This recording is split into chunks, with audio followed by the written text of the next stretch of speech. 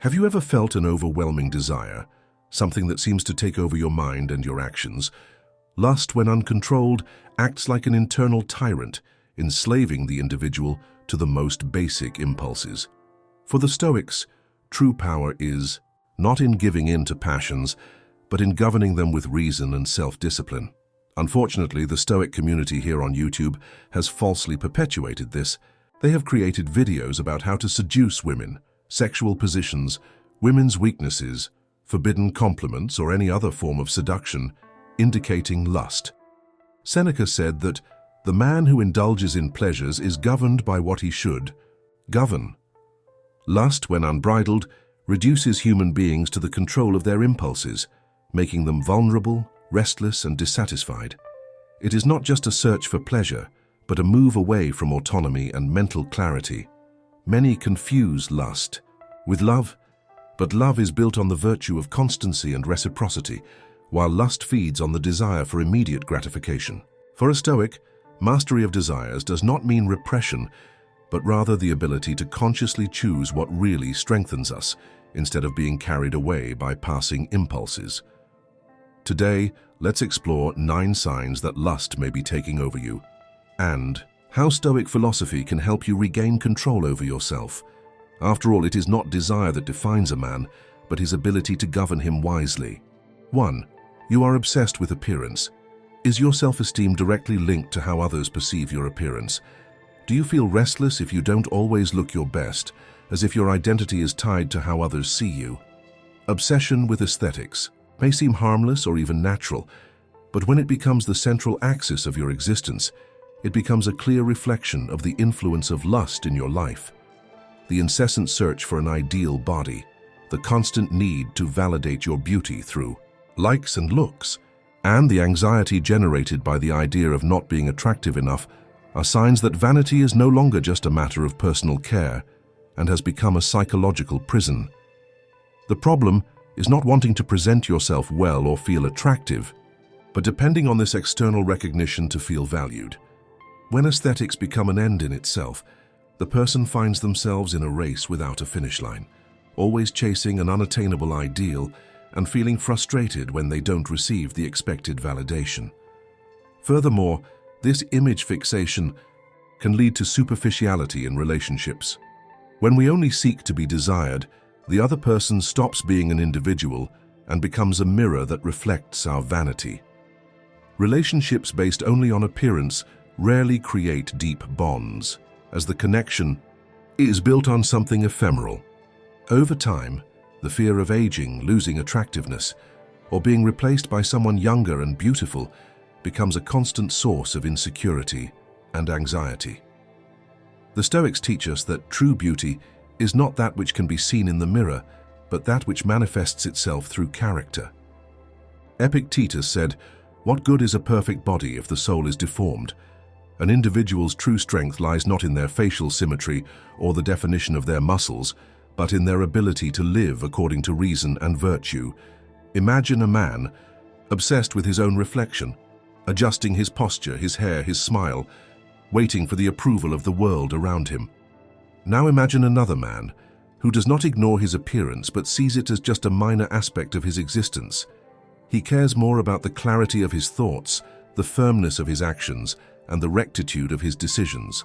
Which of these two is truly beautiful? The essential question to ask yourself is, if all my appearance disappeared tomorrow, would there still be anything valuable left in me? 2. Your physical desire outweighs your emotional connection. Have you ever been in a relationship where the physical attraction was intense, but deep down you felt like something was missing? Where the presence of the other was irresistible, but conversations seemed empty, repetitive, or irrelevant? If desire is the basis of a relationship, then what sustains the connection between two people is not a real bond, but only fleeting excitement. Lust has the power to distort our perception of love and affection. Carnal desire can be so strong that it creates the illusion of closeness and connection, even when those involved barely know each other or even share similar values, purposes, and worldviews. When physical desire becomes the main pillar of the relationship, any difficulty, disagreement, or moment of boredom is masked by pleasure. However, pleasure is ephemeral, and when it loses its intensity, there is only a void left, or the need to seek another source of excitement to fill that space. This can lead to vicious cycles of short, intense relationships, where the search for the next passion becomes more important than genuine growth with someone. When the physical is prioritized, the other's soul becomes irrelevant. Intimacy is no longer built, and in the end, the relationship turns into a game of sensations, where excitement becomes more valuable than the real presence of the other person. The Stoics always warned against the slavery of desires. Seneca wrote, "Easy pleasures make the soul weak." Love, according to Stoic philosophy, should not be confused with lust. True love is born from admiration, respect, and sharing values, while lust is based only on instant satisfaction. Desire can be a powerful and natural force, but without self-control, it becomes an internal tyrant. When we govern our impulses wisely, pleasure becomes a complement, not a guide. The essential question to ask yourself is, do I want this person for who they are or just for how they make me feel? 3. You feel an insatiable need for attention. Do you feel like you constantly need to be noticed? Does your self-esteem fluctuate depending on the number of looks, likes, or compliments you receive? When lust is rooted in the search for attention, it not only manifests itself in the desire for physical pleasure, but also in the incessant need to be desired. The problem is not just wanting to feel attractive, but depending on it to feel valuable. External validation can be addictive. The brain gets used to the small bursts of pleasure it receives with each new confirmation of attractiveness, whether it's a look of interest, an unexpected message, or a new follower on a social network. But like any addiction, satisfaction is never permanent. As soon as the glow of the last compliment wears off, the need for more arises, and then the cycle starts again. A new post, a more eye-catching outfit, a new attempt to attract attention. The problem? This type of recognition is ephemeral, and over time, the person who depends on it becomes hostage to the opinions of others. This uncontrollable desire to be noticed can lead to self-destructive behaviors, accepting empty interactions, just for the pleasure of being desired, investing energy in gaining glances that never turn into real connections, and even modifying one's own personality traits to fit in with what others find attractive. In the end, the person no longer seeks just to be appreciated, but rather to avoid the fear of oblivion. The Stoics saw this need for approval as a great weakness. Marcus Aurelius said, "You have power over your mind, not over external events. Realize this and you will find strength." Seeking constant attention is giving your value into the hands of others, making yourself vulnerable to fluctuations in their perceptions and opinions. A true sage is not concerned with how many eyes are on him, but rather with the quality of his own conduct and character. The essential question to ask is, if no one was watching, would I still be the same person? 4. You easily engage in intense fantasies. Do you notice that your mind often gets lost in idealized scenarios of desire and seduction? That your imagination creates stories that seem more exciting than reality itself? Lust, when it takes root in the mind, turns fantasy into a refuge, a world where there are no consequences, where pleasure is immediate and where satisfaction always seems within reach, but never fully realized. The problem with intense fantasies is not their existence, but the fact that they can replace reality. When you spend more time immersed in erotic thoughts than in genuine interactions, the mind begins to distort what really matters. We create unrealistic expectations about relationships, expecting life to imitate what was designed internally. Desire becomes a search for something that can never be completely satisfied, because no real experience can compete with a limitless imagination. Furthermore, living in fantasies can lead to chronic dissatisfaction with everyday life. A real partner will never be as idealized as the one molded in the mind. A true experience will never be as perfect as one that can be adjusted and reinvented with each new daydream. The incessant search for this illusory ideal can generate frustration, disinterest, and even an inability to truly connect with another person. The Stoics warned about the danger of getting carried away by uncontrollable thoughts. Epictetus said, It's not things that disturb us, but the opinions we have about them. The problem is not in reality, but in the way we compare it to our illusions. When the mind gets caught up in fantasies, it moves away from the present moment and what can be experienced authentically. The essential question to ask is, am I living my life fully or just taking refuge in a world of unrealistic desires? 5. You feel constant dissatisfaction. Have you ever had the feeling that nothing is enough? That no matter how many pleasurable experiences you have, there is always a restlessness, a desire for something more, something new, something different. Lust, when it dominates the mind, creates an insatiable hunger. It promises satisfaction but delivers only an endless need for more. This cycle manifests itself in several ways. Perhaps after a romantic or sexual conquest, you find that the initial excitement soon disappears, giving way to a new search. Maybe you feel that, even though you have someone by your side, there is still an emptiness, a longing for another experience, for another new thing. When pleasure becomes the central goal in life, it stops being a source of happiness and becomes a vicious cycle of desire and frustration. This constant dissatisfaction can affect not only your relationships, but also your view of the world and yourself. You may find yourself looking at the past, missing moments you've already experienced, or longing for a future where perhaps you'll finally find what you're missing. The problem is that this perfect future never arrives, because dissatisfaction doesn't come from the outside world but from within. And as long as the desire continues to be fed without reflection, the feeling of emptiness will only deepen. The Stoics always warned about the trap of the incessant search for pleasure. Seneca wrote, "He is not poor who has little, but he who desires infinitely." True wealth is not in the amount of accumulated experiences, but in the ability to find contentment in the present. The wise man does not allow himself to be enslaved by the desire to always have more. He learns to value what he already has, to live in moderation, and to understand that no momentary pleasure can replace the serenity of a balanced mind. The essential question to ask is, am I really looking for something meaningful, or am I just trying to fill a void that can never be satisfied? 6. You use desire as an emotional escape. When you feel anxious, frustrated, or lonely, is your first reaction to seek pleasure to alleviate these emotions. Have you ever noticed that in moments of stress or discouragement, your mind directs you to sensory distractions, be they fantasies, casual relationships, or consuming content that stimulates lust? This is one of the most subtle and dangerous signs that desire is not just a natural instinct in your life, but an emotional escape mechanism. Lust can act as a kind of temporary anesthesia. Just as some people turn to food, alcohol, or social media to avoid dealing with their emotions, others take refuge in carnal desire.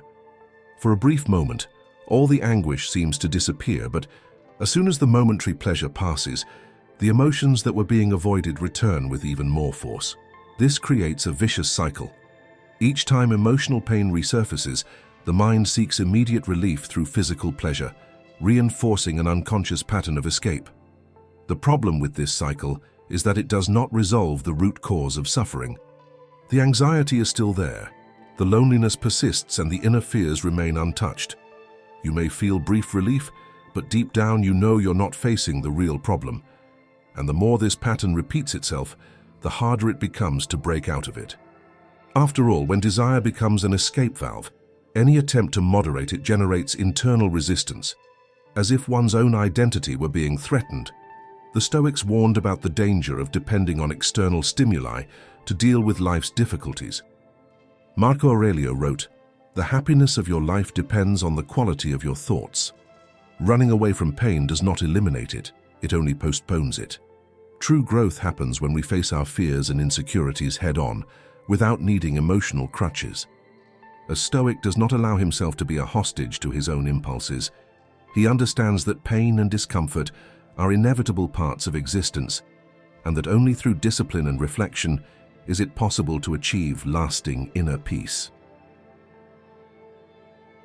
The essential question to ask is, am I seeking pleasure to live better, or just to avoid facing what I really feel? But there is a catch. If you've been trying for a long time to get out of conformity and ignorance, and you can't do it in any way, maybe it's for other reasons that you don't know what's causing this. But I know what it is. It's anxiety.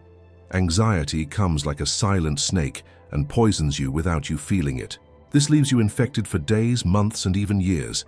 And if you have that, it would be like living sick. However, there is an antidote from the Stoics, which together with modern psychology can free you from all this, just as it freed me. I made a video showing how you can get rid of this poison in your life. It's in the first comment. Click on the link in the first comment and cure yourself of this poison of anxiety. 7. You keep secrets about your passions. Do you feel like you need to hide certain desires from others? Have you noticed that there are aspects of your life that you don't share with anyone because you fear being judged or exposed? When lust takes hold, it is often accompanied by secrecy, a furtive behavior where what should be just a part of life becomes something that needs to be protected from the view of others. The secret is often born of guilt. You may even justify to yourself that what you hide doesn't hurt anyone, but deep down there is a restless conscience. When desires need to be hidden, it indicates that on some level, you yourself recognize that they are not aligned with the values you would like to live by. Over time, this internal division grows, and the person may end up leading a double life. On the outside, they maintain an image of control and normality. Inside, he feeds impulses that he does not want to face. In the light of day, this separation between public identity and hidden identity generates psychological distress. The fear of being discovered can turn into constant anxiety. Small gestures, expressions, and even tone of voice are carefully measured to ensure that no one suspects what is really going on in the mind. And the biggest danger? The longer a desire remains hidden, the more it grows in darkness. Without being confronted, it grows stronger and often becomes an addiction. The Stoics saw this fragmentation of identity as a sign of moral weakness. Seneca said, "The soul that hides from itself will never be free." True power is not in keeping secrets, but in living transparently and consistently with your principles. When we need to hide what we do, it indicates that something within us already recognizes that we are in disharmony with our essence. The solution is not blind repression, but deep reflection. What do these desires represent? Are they guiding us towards a path of growth, or just holding us hostage to uncontrollable impulses? The essential question to ask yourself is, if I need to hide something, is it really strengthening me or just eroding my integrity? 8. You feel guilt or regret after pleasure. Have you ever experienced that feeling of euphoria before giving in to the craving, only to be overcome with a feeling of emptiness or guilt soon after?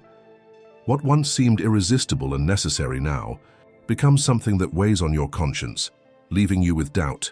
Was it worth it? Lust, when uncontrolled, creates a predictable cycle. First comes the excitement, the promise of satisfaction, the surrender to the impulse. But as soon as the momentary pleasure passes, a feeling of dissatisfaction arises, an internal echo that whispers that something is wrong. This guilt can come from a variety of sources, perhaps the recognition that desire has taken control, perhaps the realization that your actions do not match your values, or perhaps the realization that, no matter how intense the experience was, it did not bring you the fulfillment you hoped for. This pattern can become psychological torment. If guilt and regret are ignored, the mind will try to silence them the easiest way, by repeating the cycle. In an effort to escape emotional pain, many seek more pleasure, more distractions, more experiences that momentarily make them forget their internal discomfort. The problem is that this strategy never works in the long term. The more you try to escape guilt with new stimuli, the more trapped you become in the vicious cycle of dissatisfaction. The Stoics taught that guilt should not be seen as a punishment, but rather as an internal warning. Epictetus said, "Do not grieve over past mistakes, but learn from them and act differently in the future." The error is not in the desire itself, but in the lack of reflection on it. Feeling guilty is a sign that there is something misaligned between your actions and your principles. The way to break this cycle is not blind self-punishment, but a clear understanding of which impulses are healthy and which are only dragging you into more dissatisfaction. The essential question to ask is, Has this pleasure brought me peace, or has it just reinforced a pattern that keeps me stuck? 9. You confuse desire with love. Have you ever been in a relationship where the physical attraction was overwhelming, but at the same time you felt like something was missing? Have you ever been under the impression that intense passion meant love, only to realize over time that it was just desire in disguise? Lust has the power to create illusions, making us believe that the heat of the moment is a lasting flame, when in fact it is just a passing fire. Confusion between desire and love is common because both can generate intense emotions. Physical. Desire can be overwhelming, making us feel alive, excited, and deeply connected to another person. However, this connection is often not based on anything solid. It's a bond that depends on chemistry, on novelty, on the excitement of the moment, but that wears off over time. When pleasure becomes the foundation of a relationship, the bond becomes unstable. Small challenges begin to reveal the fragility of the connection. When lust subsides, what's left? Often a big void. Love, on the other hand, is neither impulsive nor volatile. It is built on respect, understanding, and mutual growth. Unlike lust, which seeks only to consume and satisfy, true love nourishes, strengthens, and matures over time. The problem arises when we believe that the intensity of desire is the main criterion for defining a relationship. This can lead to cycles of intense passion, followed by frustration and withdrawal, as what was based solely on desire never had deep roots to stand the test of time. The Stoics saw this dependence on desire as a sign of a lack of self-control. Seneca wrote, "The love that is born from desire dies with desire." True love is not just based on what is exciting or pleasurable, but on what is constant and meaningful. A Stoic is not fooled by the emotions of the moment. He observes, reflects, and wonders if the connection is sustained by something greater than the need for immediate pleasure. The essential question to ask is this relationship making me a better person, or just feeding a fleeting desire? Lust can be seductive, powerful, and often difficult to resist. It disguises itself as pleasure and the promise of satisfaction, but when out of control, it can lead to constant dissatisfaction, loss of self-discipline, and disconnection with oneself. Identifying the signs that it is taking over your life is the first step to regaining control. The Stoics teach us that true mastery is not in giving in to impulses, but in governing them with reason and virtue. Marco Aurelio wrote, "You have power over your mind, not over external events. Realize this and you will find strength." Lust, like any other desire, must be a conscious choice and not a compulsion that drags us aimlessly. Pleasure should not be an enemy, but it cannot be a master either. The wise man does not reject pleasure, but puts it in its proper place, as something secondary to virtue, character, and purpose. The final question every Stoic would ask himself when faced with lust is not, "Does this make me happy now?" but, "Yes, does this strengthen me as a human being?" If this video made you reflect, leave your comment below. Like and share with those who need to hear this message. And remember, true freedom is not doing everything you want, but not being a slave to what you want. Until the next video.